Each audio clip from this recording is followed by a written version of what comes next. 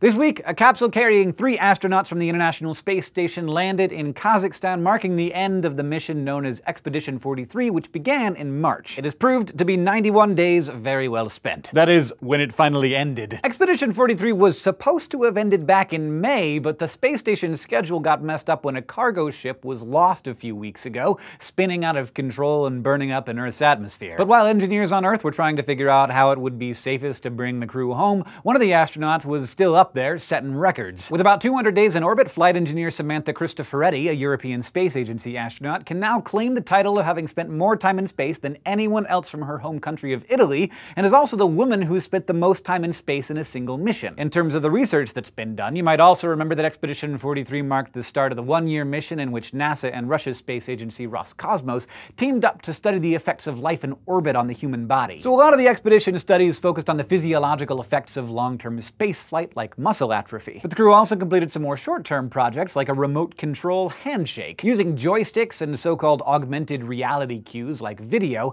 astronaut Terry Virts and an ESA roboticist shook virtual hands while nearly 5,000 kilometers apart. The hope is that this sort of remote control technology can be used on future rovers, so if we spot an interesting rock or something, we can basically just reach over and pick it up, all the way from Earth. Expedition 43 also got to test out the new space coffee cup. If you had to drink out of a regular cup on the ISS, even if you used your very own SciShow coffee mug available at dftba.com, you'd have some problems. Well, with the microgravity and everything. That's why this new space coffee cup has such a weird shape. Its sharp corner allows the action known as capillary flow to do what gravity can't and pull the liquid toward the drinker's mouth. A nice convenience for the astronauts and a fun experiment in fluid dynamics for the rest of us. Expedition 44 has now officially begun, and 3 more astronauts will join the crew in July. It's set to last until the next departure from the station in September. But those of us stuck here on Earth aren't exactly left behind. We're always looking for new ways to explore the universe. Back in 2013, we talked about how an international team was banding together to construct the largest optical telescope ever, called the Giant Magellan Telescope. With 7 mirrors creating a light-gathering surface that's 25 meters wide, this thing is designed to have 10 times the resolution of Hubble. Plans for this giant telescope have been in the works for about 10 years, and now they've finally started assembling it. Of course, it's not just the size that makes it so powerful. One of the reasons that observing space from Earth is so hard is that the light that reaches the telescope gets distorted by particles in our atmosphere. Compensating for that is hard, but the Giant Magellan Telescope, as well as a bunch of other telescopes, do it by incorporating what's known as adaptive optics. After the light bounces off those huge primary mirrors, it'll hit another set of mirrors, and those secondary mirrors will be constantly adjusted using hundreds of tiny built-in motors